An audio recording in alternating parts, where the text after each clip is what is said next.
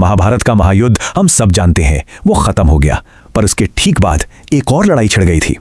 आज हम उसी दिलचस्प कहानी में उतरेंगे, एक ऐसी कहानी जो जीत और बहादुरी के मायने ही बदल कर रख देती है। तो सोचिए, कुरुक्षेत्र की धूल बैठ चुकी है, पांडव जीत चुके हैं, माहौल जश्न का होना चाहिए, है ना? पर नहीं, जीत की खुशी बहुत जल्दी एक नए झगड़े में बदल गई। और यह झगड़ा किसी और से नहीं बल्कि आपस में ही था। उनके अपने अहंकार ने एक बड़ा सवाल खड़ा कर दिया कि आखिर हम सब में सबसे महान योद्धा कौन है। तो चलिए कहानी के पहले पड़ाव पर चलते हैं, जहां हर पांडव भाई ये खिताब अपने नाम करने के लिए बेताब था।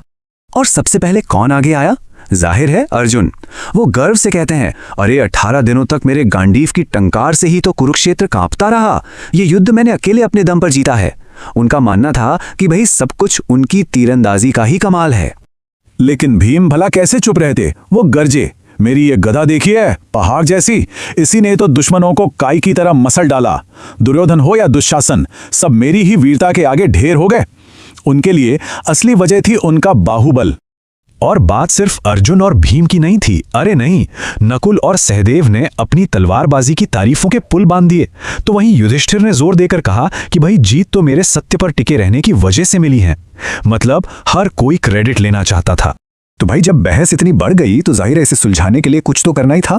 अब देखते हैं कहानी आगे क्या मोड़ लेती है। और यहीं पर एंट्री होती है श्री कृष्ण की। उन्होंने एक बहुत ही कह सकते हैं चतुराई भरा सुझाव दिया। उन्होंने कहा, देखो, इसका फैसला किसी ऐसे से करवाते हैं जिसने बिना किसी का पक्ष लिए पूरा युद्ध अपनी आंखों से देखा हो।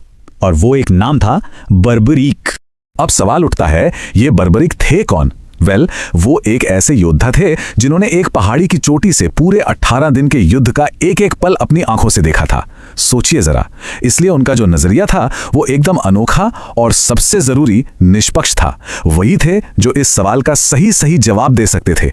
तो अब कहानी अपने सबसे अहम, सबसे रोमांचक मोड़ पर आ पहुंचती है। फैसले की घड़ी आ गई है। पांडवों को तो पक्का यकीन था कि भाई हम में से ही किसी एक का नाम लिया जाएगा, लेकिन जो होने वाला था ना, उसकी किसी ने कल्पना भी नहीं की थी। और यहां एक बहुत दिलचस्प बात होती है। एक तरफ जहां सारे पांडव अपनी अपनी बड़ाई कर रहे थे, वहीं कृष्ण ने बड़ी ही विनम्रता से खुद को इस पूरी बहस से अलग कर लिया। उन्होंने क्या कहा? अरे मुझे कुछ नहीं कहना, मैं तो बस एक सारथी था। सोचिए, कहां पांडवों का अहंकार और कहां कृष्ण की ये महानता, जमीन आसमान का फर्क था। तो अब वो बड़ा सवाल, अर्जुन, भीम, युधिष्ठिर, नकुल या सहदेव या कोई और? आखिर बर्बरीक की नजरों में सबसे महान योद्धा कौन था? और फिर फैसला आया। बर्बरीक ने मुस्कुराते हुए कहा, श्री कृष्ण, यह तो अच्छा हुआ कि आप एक योद्धा की तरह नहीं लड़े, क्योंकि अगर आपने शस्त्र उठा लिए होते तो पांडवों की हार पक्की थी। बस एक ऐसा जवाब जिसने सबकी बोलती बंद कर दी। तो इस बात का असली मतलब क्या था? देखिए, बर्बरीक का इशारा एकदम साफ था। उन्होंने युद्ध के मैदान पर ना अर्जुन का गांडीव चलते देखा, ना भीम की गदा। उन्होंने तो हर तरफ सिर्फ और सिर्फ कृष्ण की दिव्य इच्छा को ही काम करते देखा था। वो कह रहे थे कि असल में तो कृष्ण का सुदर्शन चक्र ही था जो दुश्मनों का संहार कर रहा था। मतलब जीत का असली श्रेय किसी हथियार को या किसी की ताकत को नहीं, बल्कि उस दिव्य रणनीति और उस मौजूदगी को जाता है जिसके बिना यह युद्ध जीता ही नहीं जा सकता था। और ये कहानी हमें एक बहुत गहरे सवाल के साथ छोड़ जाती है। क्या सबसे बड़ी वीरता, सबसे बड़ी ताकत वही नहीं है जिसे किसी घोषणा की, किसी ऐलान की जरूरत ही नहीं पड़ती, जो चुपचाप अपना काम करती है? इस पर सोचिएगा जरूर।